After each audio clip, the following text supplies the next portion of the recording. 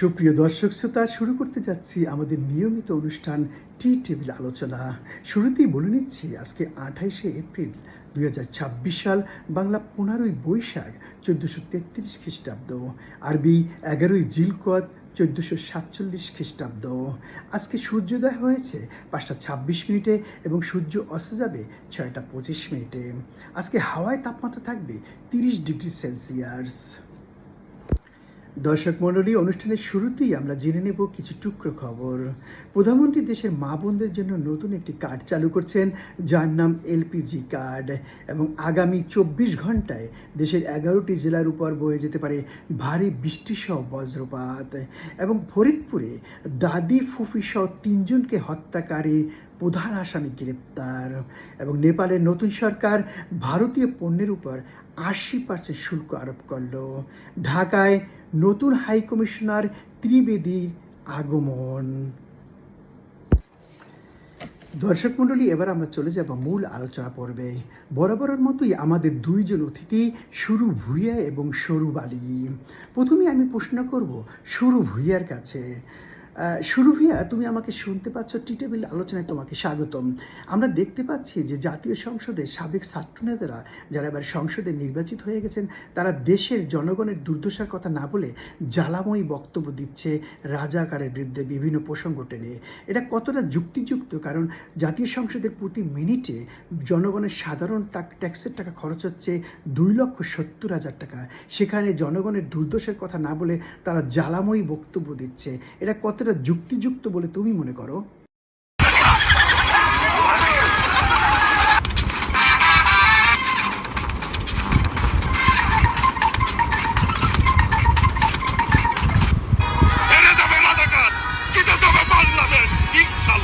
যুদ্ধের কথা বলেন, বিভিন্ন কথা বলেন।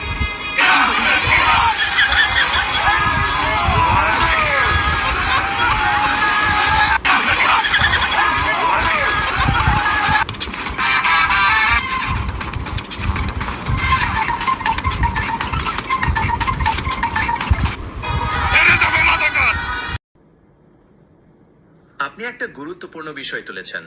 জাতীয় সংসদে জনগণের দুর্দশার কথা না বলে রাজনৈতিক বিতর্ক বা পুরনো প্রসঙ্গ নিয়ে আলোচনা সাধারণ মানুষের মধ্যে হতাশা সৃষ্টি করতে পারে, বিশেষ করে যখন সংসদের কার্যকারিতা নিয়ে আর্থিক ব্যয়ের প্রশ্নটি জড়িত। আপনি কি মনে করেন যে সাবেক ছাত্রনেতাদের বর্তমান দায়বদ্ধতা আরো বেশি মানুষের সমস্যার সমাধানে কেন্দ্রীভূত হওয়া উচিত? হ্যাঁ হ্যাঁ হ্যাঁ, তুমি ঠিকই বলেছো। অবশ্যই জনগণের দায়বদ্ধতা আছে তাদের উপরে, কারণ তারা তাদেরকে একজন, আমি যাকে দেখলাম যে যিনি বক্তৃতা দিচ্ছেন, সুলতান সালাউদ্দিন টুকু, উনি অত্যন্ত একজন সফল ব্যক্তি। উনি ছাত্রদল, যুবদল, সংসদ নির্বাচন এবং জাতীয় সংসদ সদস্য নির্বাচিত, এবং উনি মন্ত্রী হয়ে গেলেন। এত বড় একটা সফল ব্যক্তি উনি, জনগণের কাছে ওনার প্রত্যাশা অনেক। আশা করি উনি সেই দিকে নজর দেবেন। দর্শক মণ্ডলী, এবার আমি প্রশ্ন করব সরু বালির কাছে। সরু বালি, তোমাকে টি টেবিল আলোচনায় স্বাগতম। তোমার কাছে আমার প্রশ্ন, আমরা দেখতে পাচ্ছি তথ্যমন্ত্রী জহিরুদ্দিন স্বপন একটি কথা বলেছেন। উনি বলেছেন যে অশুভ ভিউ ব্যবসায়ীদের বিষাক্ত ছোবল থামাতে হবে। উনি আসলে এই বিষাক্ত ছোবল বলতে কি মিন করেছেন? কারণ উনি তো এ ধরনের, যখন উনি বিরোধী দলে ছিল তখন তো উনি এইসব ব্যাপারে কোনো প্রশ্ন তোলে নাই। তখনও তো ওনার দায়িত্ব ছিল, কারণ উনি তখন বিরোধী দলে ছিল। যদি এ ধরনের কেউ কথা বলে থাকে, কাজ করে থাকে, তখনও তার প্রতিবাদ করার কথা ছিল। কিন্তু উনি তখন সেটা না করে, উনি বর্তমানে তথ্যমন্ত্রী, উনি বলছে যে ভিউ ব্যবসায়ীদের বিষাক্ত ছোবল থেকে দেশকে রক্ষা করতে হবে। এ দ্বারা উনি কি বুঝিয়েছেন আসলে? ঠিক আছে, এটা আসলে একটা খুব গুরুত্বপূর্ণ প্রশ্ন। যখন তিনি বিরোধী দলে ছিলেন তখন হয়তো রাজনৈতিক কারণে তিনি সরাসরি কিছু বলতেন না। এখন যখন তিনি ক্ষমতায় আছেন তখন তার বক্তব্যের ভেতর একটা নৈতিক দায়িত্ববোধ বা সতর্ক বার্তা থাকতে পারে। বিষাক্ত শব্দটা দিয়ে তিনি হয়তো বোঝাতে চাইছেন যে এই ব্যবসা সমাজে নেতিবাচক প্রভাব ফেলে এবং এই প্রভাব থেকে দেশকে রক্ষা করতে হবে। হ্যাঁ, তুমি ঠিকই বলেছ। বিষাক্ত যদি হয়েই থাকে, এ ধরনের ভিউ ব্যবসা যদি করেই থাকে, তার বিরুদ্ধে যথাযোগ্য আইনি ব্যবস্থা নেওয়া হোক বা নেওয়া উচিত বলে আমিও মনে করি।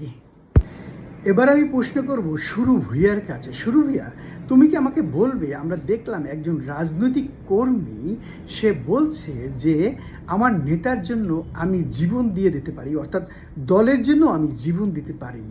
মানে একজন কর্মী সে কতটা মানে অনুগত্য হলে নেতার প্রতি সে মৃত্যু পর্যন্ত গ্রহণ করতে পারে, অর্থাৎ তাকে যে জন্ম দিয়েছে বাবা মা বা ভাই বোন যারা তার মানে আত্মীয় স্বজন সবাইকে রেখে ওই নেতার জন্য সে মৃত্যুবরণ করতে পারে। তুমি কি আমাকে বলবে যে এ ব্যাপারে যে একজন কর্মীর কি এ ধরনের উচিত কিনা, বা পৃথিবীর আর কোনো দেশে আছে কিনা যে কর্মী তার নেতার জন্য জীবন দিতে প্রস্তুত? নেতা জাকির খান মাদকের বিরুদ্ধে জিরো টলারেন্স ঘোষণা করেছে। যেখানে মাদক সেখানে অ্যাকশন দিয়ে পুলিশের কাছে ধরিয়ে দিতে বলছে। আর দেশ নায়ক জনাব তারেক রহমান মাদকের বিরুদ্ধে জিরো টলারেন্স ঘোষণা করছে। আমি দলের কমানের বাইরে এক চুলো লড়বো না, দলের কমানের জন্য নিজে জীবন দিতে প্রস্তুত। আমার রাজনৈতিক কর্মীর আনুগত্যের গভীরতা নিয়ে আপনি যে প্রশ্নটি তুলেছেন তা আসলেই ভাববার বিষয়। কোনো নেতার আদর্শ বা দলের প্রতি চরম আনুগত্য মানুষকে অনেক সময় বড় ধরনের ত্যাগ স্বীকারে উদ্বুদ্ধ করে। এটা যেমন কর্মীর আবেগের বহিঃপ্রকাশ, তেমনি এর পেছনে রাজনৈতিক সংস্কৃতি, সামাজিক প্রভাব বা মানসিক প্রভাবও থাকতে পারে। পৃথিবীর বিভিন্ন দেশেই এমন উদাহরণ দেখা গেছে যেখানে কর্মীরা দলের জন্য চরম ঝুঁকি নিয়েছেন। তবে এই আনুগত্য কতটা যুক্তিযুক্ত তা নিয়ে প্রশ্ন থেকেই যায়। আপনি কি মনে করেন যে রাজনৈতিক আনুগত্যের সীমা থাকা উচিত?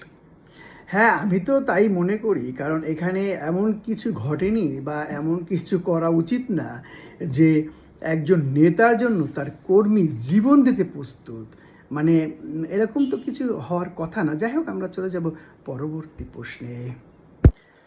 আমরা এবার প্রশ্ন করব সরুব আলীর কাছে। সরুব আলী, আমরা দেখলাম যে ঢাকা ইউনিভার্সিটিতে একজন স্টুডেন্ট অর্থাৎ ছাত্রী সে গাড়ির মধ্যে আরেকজন লোককে জুতা দিয়ে পিটাচ্ছে, এবং যাকে পিটাচ্ছে তারে আবার একদল লোক হাতটা ধরে রেখেছে। আমরা শুনতে পেয়েছি যে ওই ছেলেটা নাকি ইপটিজিং করেছিল মেয়েটাকে। তো ভালো কথা, যদি কোনো অন্যায় সে করে থাকে তাহলে আইন শৃঙ্খলা রক্ষাকারীর কাছে তুলে দেওয়াই তো তার দায়িত্ব ছিল। সেখানে সেটা না করে জনসম্মুখে শত শত লোকের সামনে হাত ধরে তাকে জুতা পিটা করা, এটা কতটা যুক্তিযুক্ত বলে তুমি মনে করো?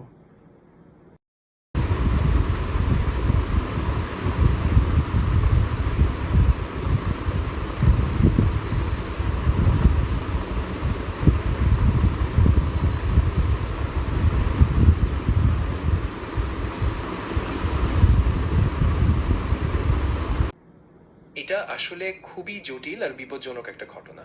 জনসমক্ষে এমন বিচার করা কোনোভাবেই ন্যায়সঙ্গত না, কারণ আইনের পথেই এগোতে হয়। এমন ঘটনা শুধু অপরাধীর জন্য নয়, পুরো সমাজের জন্যও ক্ষতিকারক, কারণ এতে আইন ব্যবস্থার উপর মানুষের আস্থা কমে যায়। তাই ঘটনা যাই হোক, ন্যায় বিচারের জন্য সঠিক কর্তৃপক্ষের কাছেই এটি তুলে দেওয়া উচিত। হ্যাঁ, তুমি ঠিকই বলেছো, আমি তোমার সাথে একমত। যদি সেই ছেলেটা বা যাকে মারলো সে যদি অন্যায় করে থাকে, তাকে আইন শৃঙ্খলা রক্ষাকারীর হাতে তুলে দেওয়াই শ্রেয় বলে আমি মনে করি। দর্শক মণ্ডলী, এবার আমাদের নিয়মিত পর্ব স্বাস্থ্য টিপস। আজকে আমরা আলোচনা করব একজন মানুষের দিনে কতটুকু খাওয়া উচিত। দর্শক মণ্ডলী, আমরা দুঃখিত, বিদ্যুৎ চলে গিয়েছিল। এই মিটিংয়ের মধ্যে হারিকেন নিয়ে আসলে হবে না।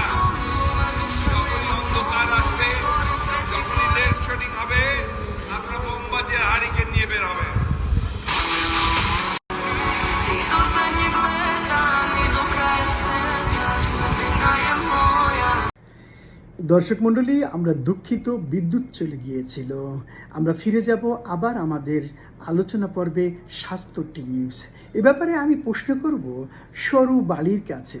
সরুব আলী, তুমি কি আমাকে বলবে যে একজন মানুষের দিনে কতটুকু খাওয়া উচিত, কতটুকু খেলে উনি সারাদিন চলতে পারবে? আমরা যদি দেখি যে একজন মডেল নায়লা নাইম নামে একজন মডেল, উনি পোস্ট দিয়েছেন যে মরেই তো যাব, খেয়ে নেই। তুমি এই কথাটার সাথে কতটা যুক্তিযুক্ত বলে মনে করো যে উনি যে কথাটা বলেছে মরেই তো যাব, আচ্ছা উনি মরেই যাবে তো খেয়েই মরে যাবে না, উনি খেতে খেতে নানান অসুখে পড়ে তারপর বিছানায় পড়ে তারপর উনি মরে যাবে। তুমি কি আমাকে বলবে এই ব্যাপারে একটা মানুষের কতটুকু খাওয়া উচিত? হ্যাঁ, এটা আসলে খুব জরুরি একটা বিষয়। প্রতিদিনের খাবারের পরিমাণ আসলে অনেকটা ব্যক্তির বয়স, লিঙ্গ, উচ্চতা ও শারীরিক কার্যকলাপের উপর নির্ভর করে। তবে সাধারণভাবে একজন প্রাপ্তবয়স্ক মানুষের জন্য প্রতিদিন প্রায় 2000 থেকে 2500 ক্যালোরি দরকার, যা 3টি প্রধান খাবার আর কিছু হালকা স্ন্যাক্স মিলিয়ে ঠিক রাখা যায়। নাইলা নাইমের মতো কোনো মডেল যদি খুব কম খেয়ে থাকেন, তাহলে তার শরীরের গঠন, শক্তি আর রোগ প্রতিরোধ ক্ষমতা ধীরে ধীরে কমে যেতে পারে, যা অবশ্যই বিপজ্জনক। তাই সঠিক পরিমাণে পুষ্টিকর খাবার খাওয়াটা খুব গুরুত্বপূর্ণ। হ্যাঁ, তুমি ঠিকই বলেছো, আমি তোমার সাথে একমত। একটা মানুষের দিনে কতটুকু খাবার দরকার সেটা তার ওজন অনুযায়ী, বয়স অনুযায়ী উনি নির্ধারণ করবে যে আমার কতটুকু কার্বোহাইড্রেট লাগবে, কতটুকু ফাইবার লাগবে, কতটুকু প্রোটিন লাগবে, সে হিসাব করে খাবে এবং সেটা খুবই সামান্য পরিমাণ, খুব বেশি খাওয়ার দরকার নাই। বা ওনার এই কথার সাথেও আমরা একমত পোষণ করতে পারছি না যে একজন মানুষ মরেই তো যাবে, সে শুধু খারাপ খেয়েই যাবে। দর্শক মণ্ডলী, আজকে আমাদের আলোচনা এই পর্যন্তই।